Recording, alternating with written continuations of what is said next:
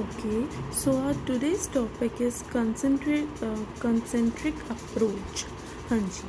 So this topic is from the pedagogy of social science, from the unit the principles of curriculum. तो curriculum को develop करने के और पढ़ाने के आगे कंटेंट तैयार करने के क्या अप्रोच हो सकती है. तो इसमें और भी अप्रोचेज है. First we will cover concentric approach. Concentric approach क्या होती है? In concentric approach efforts are made to finish the entire course in a single stage. Concentric approach में एफर्ट्स लगाए जाते हैं एक एंटायर कोर्स को एक गो में एक सिंगल स्टेज में ख़त्म करने के, and to repeat it again and again in the next stages, the process being more detailed in higher stages. इसमें इस अप्रोच में क्या होता है कि जो भी आपका सब्जेक्ट मैटर है ये एफर्ट रहते हैं कि उसको जो है आप एक पर्टिकुलर स्टेज में सारा का सारा आप उसको कंटेंट को जो भी आपका कोर्स है उसे ख़त्म करवा दो, और लेटर ऑन आप क्या करवाते रहो, उसकी रिविजन्स करवाते रहो.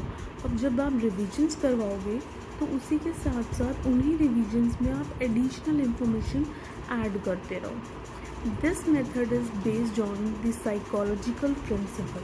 ये मेथड जो है साइकोलॉजिकल प्रिंसिपल पे बेस्ड है. क्या साइकोलॉजिकल प्रिंसिपल है? कि that children come to know things in the first instance as wholes. यानी कि बच्चे जो हैं वो चीज़ों को पहले इंस्टांस में एज अ होल ज़्यादा अच्छे से सीख पाते हैं रेदर कंपैरेटिव टू पार्ट्स में. मतलब आप पहले ही, जैसे हमने पहले पढ़ा था कि लर्नर को आप एक होल प्रॉब्लम इंट्रोड्यूस करवाओ, पार्ट्स में नहीं. तो ये उस जो थ्योरी है उस पर बेस्ड है.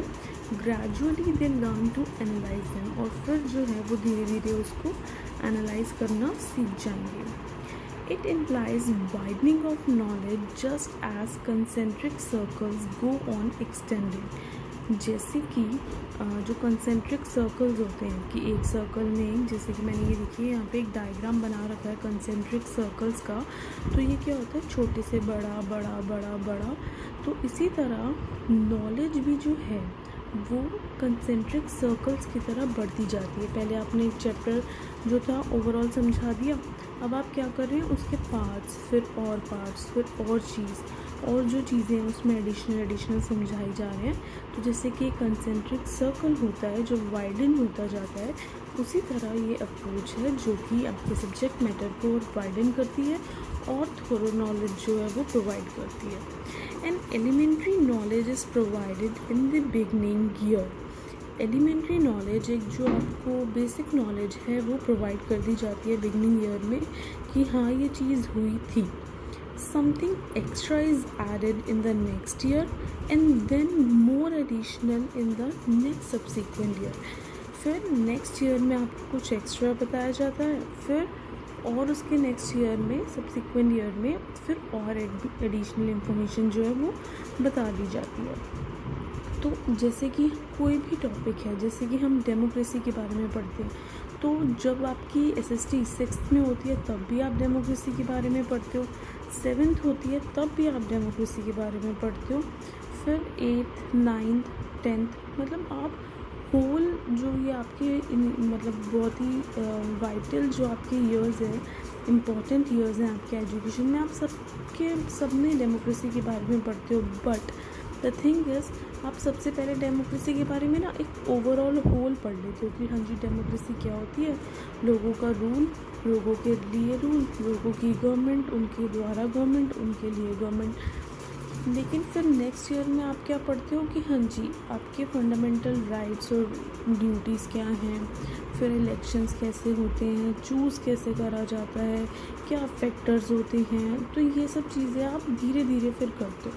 फर्स्ट ईयर में तो आपने एक एलिमेंट्री एजुकेशन पा ली कि भाई हाँ जी डेमोक्रेसी ये होती है, ठीक है. फिर आगे का जो भी सब्सिक्वेंट ईयर्स होंगे उसमें आप और एडिशनल इंफॉर्मेशन जो है वो ऐड करते जाएंगे. तो ये होती है कंसेंट्रिक अप्रोच. तो ये कंसेंट्रिक अप्रोच को थोड़ा सा और अच्छे से एक्सप्लेन करते हैं by giving example. The students are introduced to First War of Independence in primary classes by informing them about the leaders who played significant role.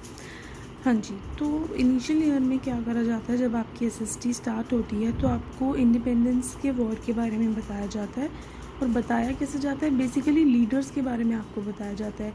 हमारे महात्मा गांधी जी का क्या रोल था, भगत सिंह जी का क्या रोल था, जो सरदार वल्लभ भाई पटेल का क्या रोल था, ऐसे चंद्रशेखर आज़ाद या जो भी और लीडर्स हैं उनके बारे में बताया जाता है कि इन्होंने ये करा, इन्होंने ये करा, इनका ये हीरोइक रोल था, इन्होंने ऐसे हेल्प करी हमारी कंट्री को फ्रीडम दिलाने में।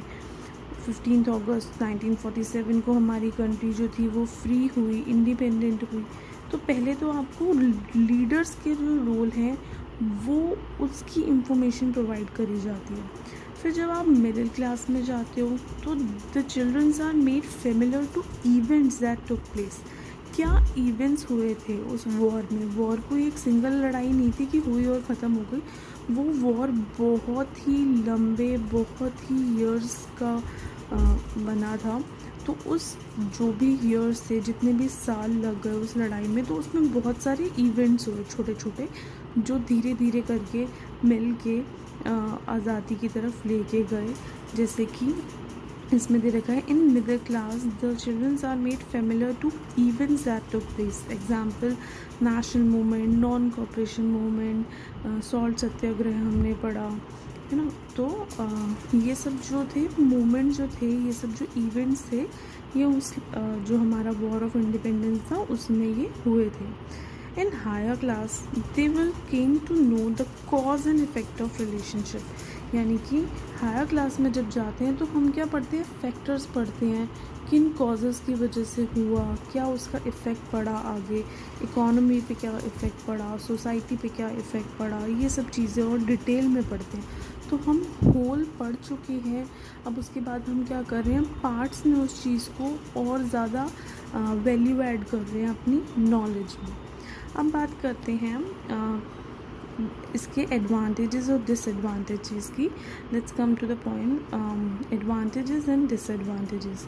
एडवांटेजेस साइकोलॉजिकली साउंड, यानी कि ऐसे हमने पहले ही पढ़ा था कि ये जो मेथड है ये साइकोलॉजिकली बेस्ड प्रिंसिपल पे बना है, क्योंकि बच्चों की साइकोलॉजी के प्रिंसिपल पे ये बना है कि वो as a whole to part सीखते हैं।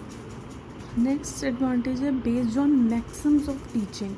जो टीचिंग की एक पर्टिकुलर मतलब एक क्या कहते हैं कंसेप्ट है कि होल टू पार्ट्स में जाना, वो उसका एडवांटेज है।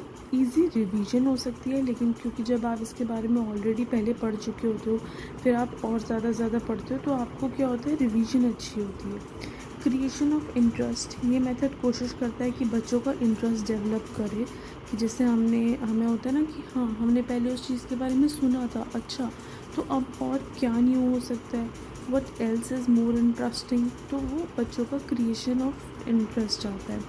सिंपल पाथ, ये इजी पाथ है समझाने का।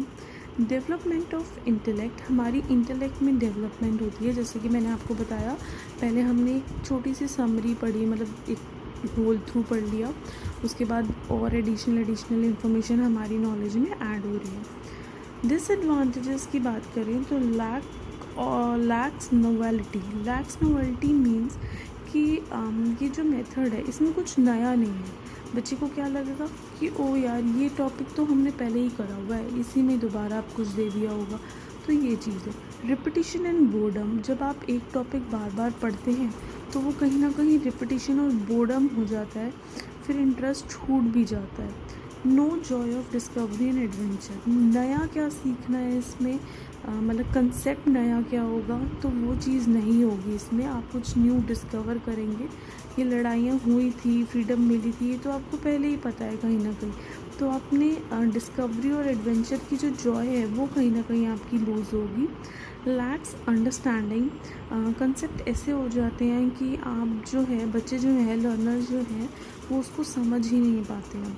नो डिटेल में, एक्सट्रीम डिटेल में नहीं दे रखा होता कि आप उसकी पूरी बेसिक टू पूरा मतलब उसको समझ पाएँ। Non availability of capable teachers, capable teachers जो हैं कभी कभी नहीं होते हैं कि वो आपको, अगर ये अप्रोच लगा भी रहे हैं तो वो आपको whole through knowledge, whole through information दे पाएँ। तो उन जो टीचर्स की जो हमें शॉर्टेज रह जाती है एबल स्किल टीचर्स की, तो वो कभी कभी डिसएडवांटेजेस बन जाते हैं इस कंसेप्ट के लिए। तो this was our concentric approach, hope you got it. Thank you.